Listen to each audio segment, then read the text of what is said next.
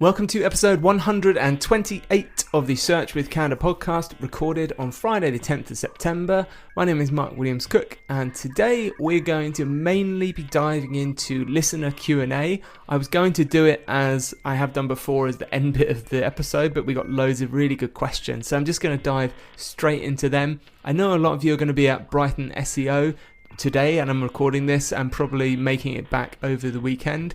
Brighton SEO is available online at the end of the month. So after I've caught up with everyone's talks, I unfortunately didn't get to go this time around. We might do a roundup of some of the best talks that you've all seen at Brighton SEO. Before we kick off this episode, as usual, I'd love to introduce you to our sponsor Sitebulb, which is a desktop-based SEO auditing tool for Windows and Mac. You can get an extended 60-day trial as a Search with Canada listener by going to sitebulb.com/SWC. Now, normally I go through some kind of feature that Sitebulb is offering, but they have some bigger news that I would love to share with you, which is Sitebulb have launched a climate positive SEO auditing initiative. And what this does is they say every month we invest in projects to offset the carbon footprint of the Sitebulb team and the energy used by our users' computers when running SEO audits. We also plant trees for every person that takes a free Sitebulb trial or subscribes to our newsletter. So basically, if you try Sitebulb, they plant a tree. If you subscribe to their newsletter, they plant a tree. And if you purchase Sitebulb, they offset any user auditing with these carbon initiatives as well. They're currently doing a tree planting bonus, which means if you register for this trial before the 31st of October, they will plant not 1 but 5 trees. This is the kind of stuff that really makes me love Sitebulb, apart from their tool being brilliant. If you haven't tried it, you don't need a credit card. You've got 2 months, a 60-day trial. Go to sitebulb.com/SWC. It will make your SEO life much easier.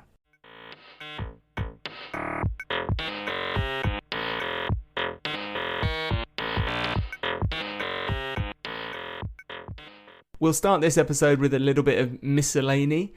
We're still seeing Google's title update rolling out around the web with much pushback, certainly from journalists and those that spend a lot of time crafting their titles, and certainly from the SEO community. Probably the most damning example I've seen this week was posted 2 days ago by Lily Ray, who says, "This is a subfolder of an e-commerce site that had all of its SERP titles switched from the title to the less helpful H1. For this subfolder, from now, the change to now compared to the previous period," she's posted a screenshot from Google Search Console. And this range that Lily's giving is over 1.9 million clicks and 95.8 million impressions. So a lot of traffic. And they've seen a 0.7% decline in the average click-through rate. And I don't mean it's reduced by 0.7%. I mean it was around 3% and it's been reduced by 0.7%, because that means they've had a 32% decline in organic revenue with a 34% decline in transactions. And that appears to be from the data and what Lily's suggesting, that the rankings have stayed stable. It's just that their click-through rate has been absolutely massacred by this switch around. I'm still very interested as to whether Google will just reverse this change, this rollout at some point, because I think they do need to do something drastic. I've been watching the discussions that various members of the community have been having with especially Danny Sullivan, the search liaison for Google, who I think personally has been quite defensive over the changes. Another example Lily gave, I think this is her hobby at the moment, finding these examples, is a New York Times article where the original title was "Coronavirus and Beaches, Can I Safely Enjoy the Sun, Surf and Sand? New York Times." And this title had been replaced with "The Beach is Open, Should I Go? The New York Times." Now that "The Beach is Open, Should I Go?" was what the H1, the header on the page, was when you visited it. So if you click that title, you would go and visit and it would say, the beach is open, should I go? Now, Lily tweeted this example and said, because these two headlines clearly convey the same message, facepalm, obviously sarcastically, and Danny Sullivan from Google's responded, there's only one headline in that article, it's what we're showing. Now, what's happened there is obviously Lily said these two headlines, and Danny's pointed out that Google is using the only headline on the page. But this feels like a bit of a technicality, because obviously what Lily was saying was the title has been replaced by this headline. And I think it's a really good example on where Google's getting it wrong in the nuance. So the title, in my opinion, displayed in the search result, the original title, which was Coronavirus and Beaches, Can I Safely Enjoy the Sun, Surf and Sand, New York Times. That tells you what the whole article is going to be about. When you click on it, you have this big heading that says, the beach is open, should I go? Which to me is more the tone of voice of the New York Times, and it's a friendly lead-in to the article. It's not as good as a title for the search result, because it's not telling you what the article is about or what it covers. And I would say the vice versa doesn't apply. So that title, Coronavirus and Beaches, Can I Safely Enjoy the Sun, Surf and Sand? I keep repeating it because I'm aware people listening and not looking at the transcript can't see it. But that title wouldn't be appropriate to try and fit on the little, if you were looking at it on a mobile page for New York Times, right? It would just look weird. And this is really where it comes down to nuance, tone of voice, how these publications want to present themselves, and understanding that user journey, which is what Google should be doing, right? Of the, okay, I as a user, I can see what this article is about, and then I'm kind of into the New York Times way of doing things. Now, you could argue Google's tested it, and the machine learning says, well, more people click on this heading as a title, which is the beach is open, should I go?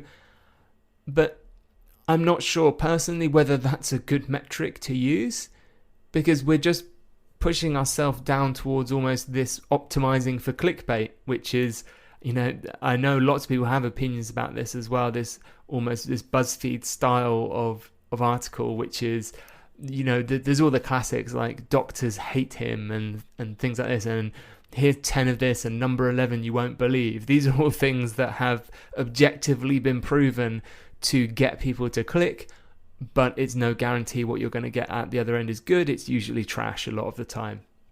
Whereas these publications are high quality and they're allowed that nuance, and I think that's something that this machine learning led approach is really, really missing.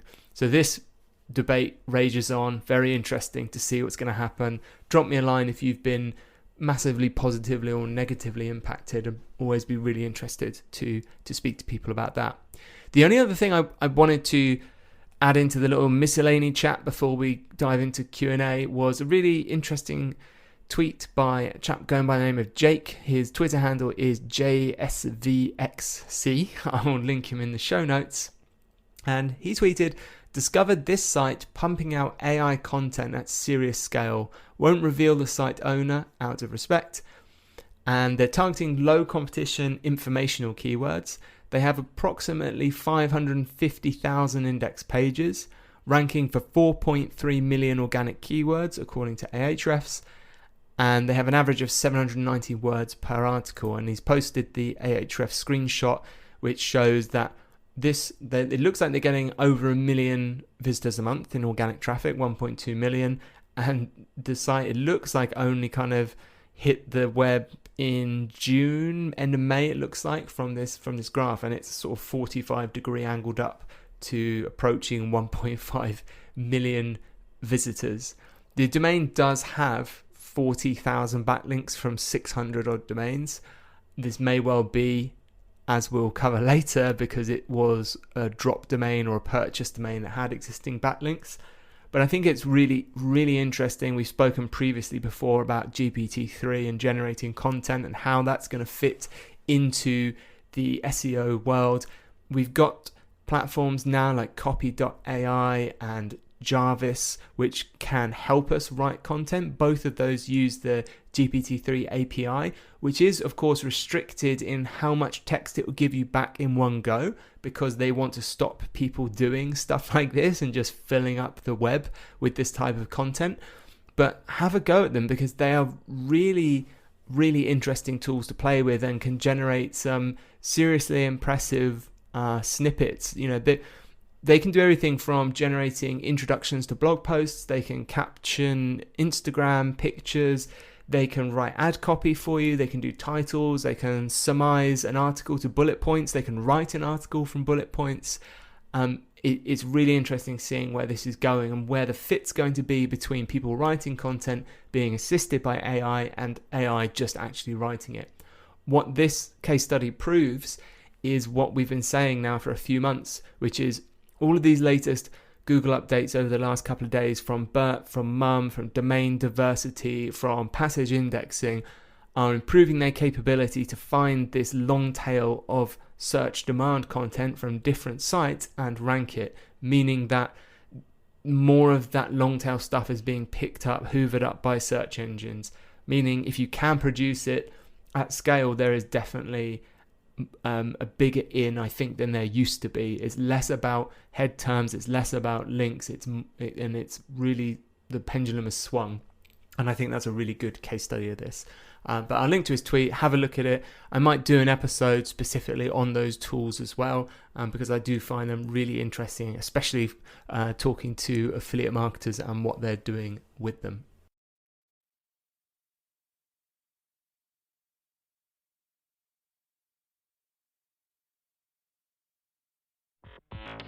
We're at the midpoint in the show, so I want to give you an update from our podcast sponsor, Wix.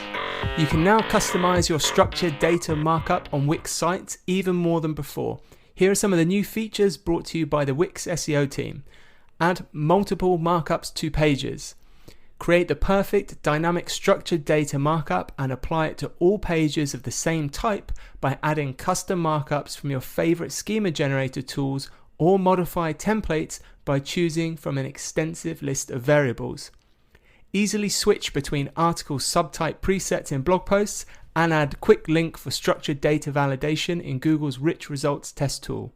Plus, all this is on top of the default settings Wix automatically adds to dynamic pages like product, event, forum posts, and more. There's just so much more you can do with Wix, from understanding how bots are crawling your site with built-in bot log reports, to customized URL prefixes and flat URL structures on all product and blog pages. You can also get instant indexing of your homepage on Google, while a direct partnership with Google My Business lets you manage new and existing business listings right from the Wix dashboard. Visit wix.com/SEO to learn more.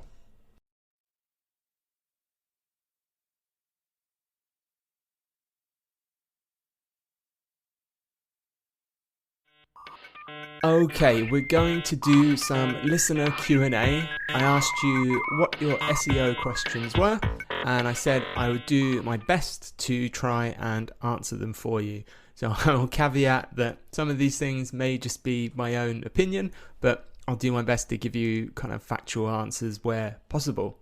I got loads of really good questions back as well, so I'm just going to kind of go through these top to bottom and see if I can help you. So the first question was from Alfredo, who asked, what paid tools do you frequently use for SEO? Well, it's probably really obvious from the podcast, obviously, that we use Sitebulb regularly. Sitebulb, of course, came after Screaming Frog, which is another really great bit of crawling software. I actually paid for them both and used them both for different things. So Screaming Frog tends to be a little bit quicker in terms of crawling because they don't have the analysis engine part that Sitebulb does. So sometimes if I'm just doing something really simple like checking for 404s, I might use Screaming Frog instead of Sitebulb.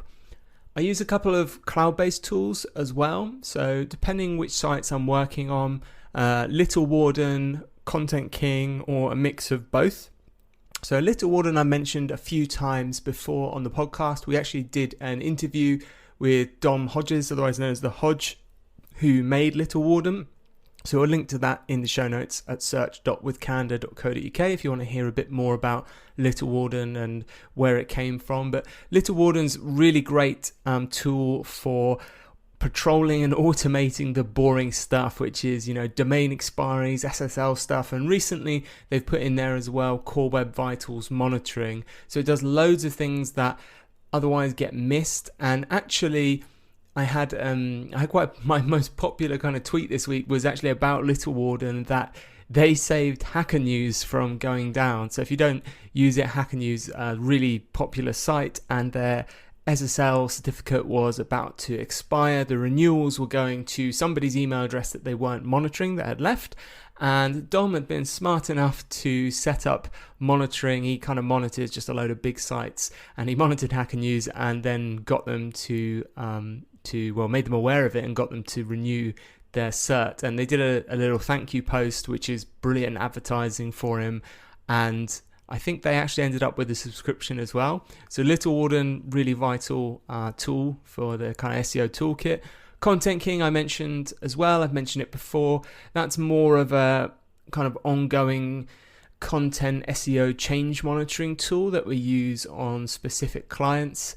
I especially like using Content King on sites that are using dynamic rendering, so they might be serving different versions of pages to bots and to users, because if the bot version breaks, it can take a long time for that to be discovered if users and general people using the site are never seeing that version. Normally you only become aware that there's a problem when you start losing ranking or traffic, and by then obviously it's too late. So the emphasis with Content King really is that prevention is cheaper than cure, very much like Little Warden as well. From the links side of things, I tend to lean quite heavily on Majestic. We spoke about them last week in the podcast, and their new link labeling, unique link labeling, duplicate link labeling feature, and Ahrefs and SEMrush as well. SEMrush I actually didn't use previously that much for links, but they have massively upgraded their links database. So between the three of them, Majestic, Ahrefs and SEMrush, they're what I use to get a good overview of backlinks, whether it's prospecting or doing link audits, that kind of thing. In terms of outreach, we use Roxhill for prospecting. We use BuzzStream for managing emails, and I think that's kind of the dozen or so tools that we use across technical and content. Of course, there's loads of other stuff that we do pay for, things like Supermetrics to connect up various things to Google Data Studio for reporting. It really is the bane of at least agencies, which is this death by 1,000 cuts of different bits of software and SaaS subscriptions you need to do a good job. But they're the ones off the top of my head. I hope that was helpful for you, Alfredo. Caleb says, what's the biggest SEO myth that drives you insane? Yes, you can only pick one. Probably still bounce rate for me. And I saw this actually being talked about by SEMrush this week, and I put my kind of opinion forward there, and actually had a really good discussion about this. So I think there is at least some difference in how people understand actually what bounce rate is, because of course bounce rate is simply someone goes to a page and they don't click on anything else, or any other events aren't fired.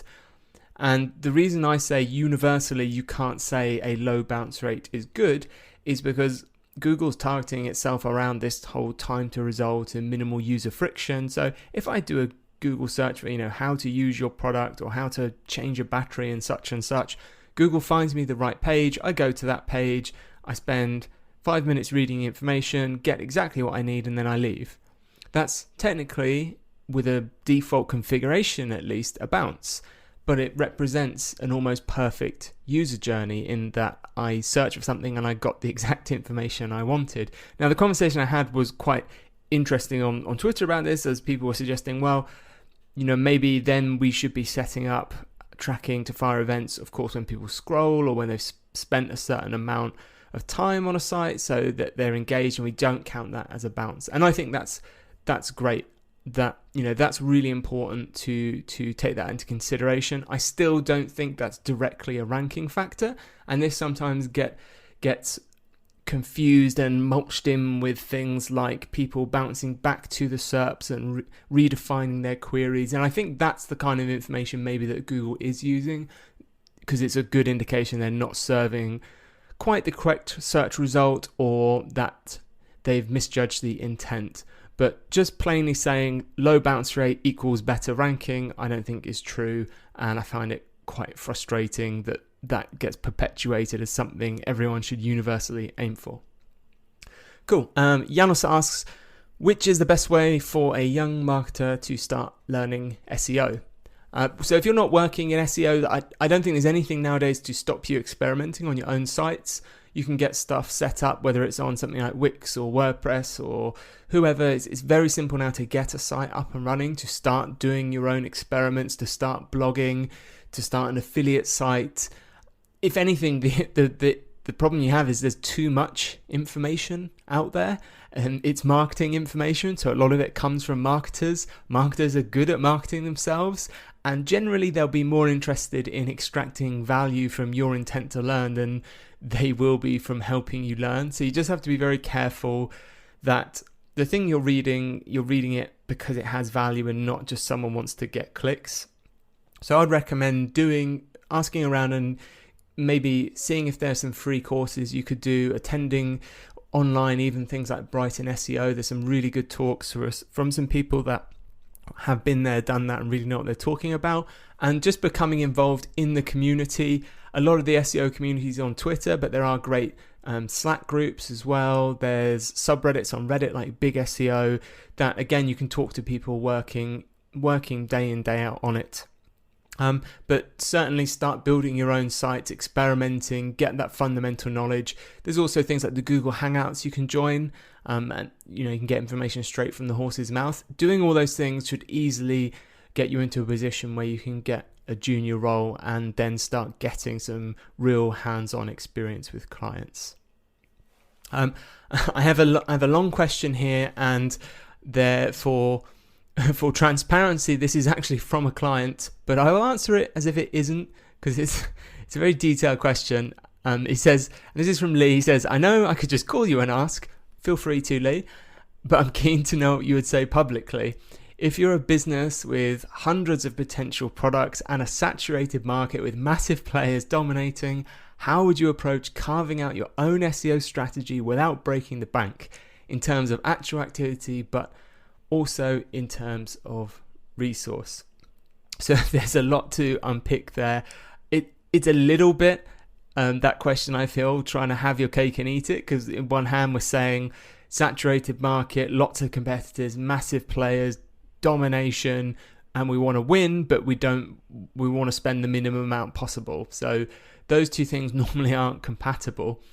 And that's one thing you need to, I guess, face early on, which is, what are the facts of the situation? If you're in this kind of market, people aren't ranking by mistake. They've got a head start on you. They're probably making more money than you from the ranking at least, which means even if you do start to eat their market share, they're going to fight back, right? They've fought to get those positions. Now they're recuperating that investment they've made, so they're not just going to let someone sail past them in the rankings.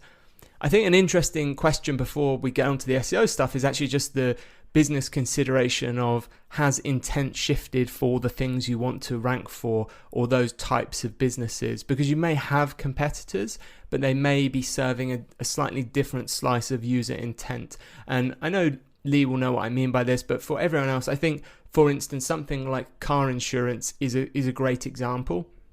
Those search results have changed massively over the last decade with the rise of comparison engines, because comparison engines give users something that they really want, which is, choice. They're trying to shop around. So unless you are a comparison engine, you are going to have a very tough time ranking for those search terms. And that's because the intent is someone wants to maybe shop around and try and work out what the best deal is, and the best match for that intent is obviously a comparison engine. So you've got that probabilistic ranking of Google trying to match intent coming to play in there. So if we've underlined that and we know we are a realistic contender for what we want to rank for, so we can honestly say, okay, here's at least our part of the market that we want to rank for. There's a really good book by a chap named Malcolm Gladwell, which is called David and Goliath, Underdogs, Misfits, and the Art of Battling Giants. And I guess the summary of that very good book is that if you are a David and you're trying to fight a Goliath in a David-Goliath scenario, 999 times out of 1,000 you're going to end squashed into a red mist. The book kind of highlights all these different situations, whether it's sports teams or businesses, where the underdog wins by essentially not playing the same game, or at least by the same rules. And in its purest form, it's pretty much the disruption we mentioned before, say like with the comparison sites. So rather than enter that market and say, okay, we're going to be another company trying to sell car insurance, they've played the David Goliath thing and said, well, we're not going to compete with the Goliaths, we're going to be this thing called a comparison engine. In its, I guess, lesser forms, it's about using your strengths in these markets. So I've worked with lots of very big companies that spend lots of money on SEO and quite happy to chuck, 5 figures a month at SEO, but they still really struggle because these big companies cannot move quickly. In general, everything needs to be signed off by 6 teams, and it takes weeks or months. Dev queues take months and months to get stuff done.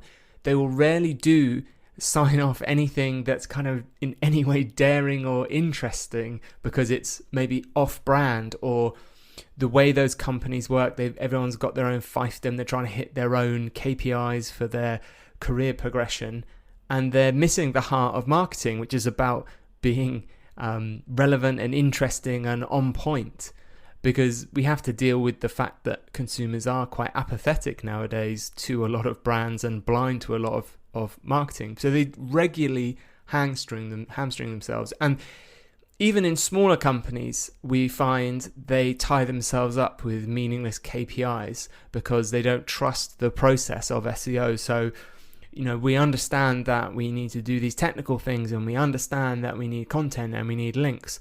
Okay, we want to quantify that, so we need you to deliver us 38 links a month or something like that. And I'm not saying all, deliverable targets are bad, but what I'm saying to you is search engines aren't working on the basis that you need 38 links a month or any number of links a month or any type of link or any certain type of authority of link. It's a mesh of all these things that's going to create the results. And if you target your SEO partner with 20 links a month, they will get you 20 links a month, even when it's not necessarily the best thing to do for your business. So you have to trust in that process. And I think trust is a really big thing. Certainly I've experienced it personally. I've been hired by companies to help them with migrations, and I've been sat in lots of meetings with developers, documented detailed advice, given them a plan, and it's been completely ignored after weeks of work, and they've had a catastrophe. And it leaves me scratching my head saying, why would you pay a premium to talk to an expert and then completely disregard what they've told you? So resource, going to Lee's question here specifically about things like resource, I think it's fairly straightforward because it comes down to 2 things, which is basically how much budget have you got for resource, whether resource is people or outsourcing, whatever, and is that resource internal or external? And it's just how much of these things can you buy? I tend to start with targets and work backwards, i.e. this strategy, this target requires X. So you work back from there. So if you haven't got X because your budget isn't that much, you go back in terms of targets. There's an interesting discussion that I think any business or any agency would have about in-house versus outsource, because there are advantages and disadvantages to both. One agency day doesn't mean one person. It means you've got a day of that agency's time. So people working with Canva, doing SEO might be for a few hours having the help of a technical SEO expert or a developer, someone that's really experienced with on-page content and content optimization. They might be speaking to someone who does outreach or analytics, and it's impossible to hire one person to do all these things and have that skill. As well with agencies, of course, you get much wider experience because they're working, apart from just doing SEO 5 days a week, they're working on this cross-section of clients. So they get a very good unbiased view of how the landscape's looking. In-house, of course, you get more hours. Apart from everything we've mentioned above, there is an opportunity cost, of course, to hours, because time is a resource too. Generally, it works one of two ways I found, which is there is I guess it probably works out, at least in cost-wise, more expensive. Maybe not in terms of return, but one option is the agency essentially leads the strategy for the SEO. And they say, okay, this is what needs to be done. And then they help you divide up based on what resource you've got, how to implement that, and they will lead that. The other option, which generally tends to be larger companies, is you have a team in-house that understands SEO, has experience, and you create and you lead that strategy, and the agency implements it. So you might approach an agency and say, okay, we're doing this and this with our content. We want you to help us with, maybe this technical stuff, and we want you to help us with prospecting and outreach or campaign ideas. But you're holding all the keys there as to what needs to be done. I think it's important to choose one of these and commit to it. Otherwise, both parties sort of end up vying for control. Things fall through the gaps as to, well, who's responsible for that? And it becomes a little bit of a crapshoot as to what happens and what results you get. So I won't go on for too much longer, but I think that's a fair enough answer to what is quite a big question, and I hope everyone got something valuable from that insight. Next question is from Floris, who says, how can you figure out which type of structured data works best for your page? And do you think that implementing the actual structured data markup should be the responsibility of an SEO marketer or a web developer? So great question. What type of structured data works best? It will, for me, be whatever is valid for that page. So you won't have an option in that, all web page articles should have web page article schema. They should be defining the author. If you've got FAQs, they should have FAQ page schema. It's very specific. If you check out schema.org, I would be looking at what schema is listed on there versus what kind of information is on our website. And that's essentially going to define what schema you can use. What's also worth being aware of is which types of structured data will give you special or rich results. And if you just Google something like Google rich results schema, you'll find there's a list of about a dozen types of structured markup data that will give you, like the how-to schema, like the FAQ schema, that will give you slightly enhanced or different search results, which can be beneficial in terms of visibility and clicks. It's worth noting, though, Google has said a few times they do use unsupported schema to try and understand what's going on with pages as well. So it's not just the dozen or so types that they list. Okay, the next question is from Abdullah, and he says, are auction websites still helpful to rank fast, or should we buy new domains and work on that? In my experience, auction websites, that specifically means basically domains with lots of links already, do tend to be a lot easier, or at least a lot faster to rank than fresh out of the box new domains. There's a couple of caveats there.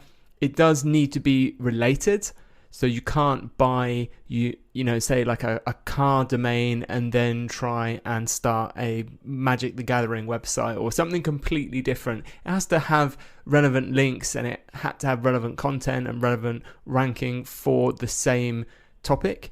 And I've seen people use this in all kinds of ways. I've seen people buy old domains that have expired and then actually use various tools to resurrect the content from the web archive, and they go back to ranking very well. So there's definitely merit in that. As to whether it's a good idea, you need to be very careful about the history of that domain as well. Normally there's a reason why domains get dropped, so they can get burnt, they can get penalties, there can be other issues that you're maybe not aware of, so you do need to do your due diligence. And of course, I wouldn't sacrifice the kind of long-term branding of a company just because there was a domain that was appealing, but it was kind of very off-brand. So as I said, that's why you especially tend to see people use them for things like affiliate sites, where people aren't normally so worried about brand. They just want to get rankings for the best price possible and turn around those affiliate commissions. new websites do tend to take a little bit longer to build up that trust with search engines. So again, hopefully that's been helpful for you, Abdullah. And a question from Nada is, does social sharing really help with SEO? And then in brackets on Keyword Finder, I see the Facebook sharing column in SERP Checker, but I'm not sure how valuable it is. So my personal answer for this is no, absolutely not. Getting something posted on Facebook and getting likes on it and stuff doesn't directly impact your ranking in any way. I mean, it's maybe a good metric that the content is good, and certainly if you have more people seeing your content, then it's more likely to generate links, or earn links I should say, naturally, which is a good thing and good for SEO. But then you could apply the same to any similar logic and say, well, okay, I'm going to do some content and then just pay for some ads to drive people to it, because more people will see it, therefore this ups the probability someone will link to it and it will rank naturally. And actually that's actually a completely fine strategy. We do that sometimes as well. So if we've invested a lot of time and energy in a piece of content, that's brilliant, but if nobody sees it, it's not going to be a success. And sometimes it can be very cost effective to use some paid promotion to seed that article. So it's not uncommon for us to produce some content, do our prospecting, our outreach to try and get people to cover it, but then also actually seed it on somewhere like Facebook to get that initial sharing and that initial traffic through, which will hopefully get us some links. So the short answer is no, I don't think it directly helps. I don't think it really makes sense to, but like with many things, it's certainly not a bad thing. So it's a positive thing if you are seeing your content shared well. I would expect it to rank better, but not as the cause of that. The last question I've got here is from Maz, who says, after reading all available online material and actively doing it, where should you turn if you still have questions about SEO? Wow. Well, firstly, Maz, I think you would have done really well if you've read all available online content on SEO. You probably won't have come to many solid conclusions. I think there's a lot to be said for actually doing it and seeing results yourself. Personally, I turn to my colleagues, I turn to some Slack groups that I'm in, and I turn to Twitter when I have questions. John Mueller, Martin Splitt from Google particularly are quite forthcoming and spend a lot of their time answering questions. So if you have specific questions about how something at Google works, they're normally the best type of questions to ask Googlers, because you can get a response. The type of question you don't want to be asking a Googler is something really vague, like, how do I make my website rank number one for this? Because that's a very big question that has a lot of variables. It's a strategic question, and it's just not the right question to be asking them. So asking the right question in the right place is important. I mentioned earlier, Google Hangouts are the other place you can bring up these types of specific questions.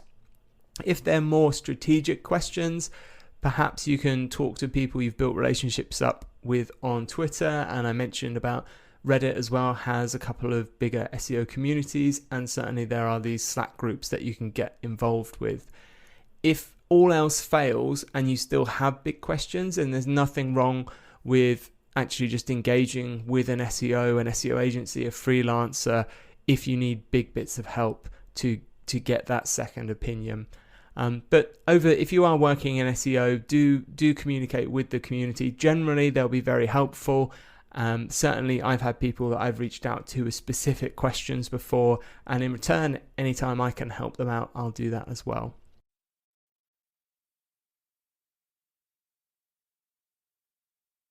And that's it. That is the episode. I will be back in 1 week's time on Monday, the 20th of September, with another episode.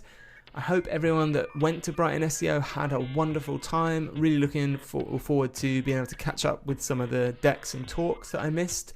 And apart from that, I hope you have a lovely week.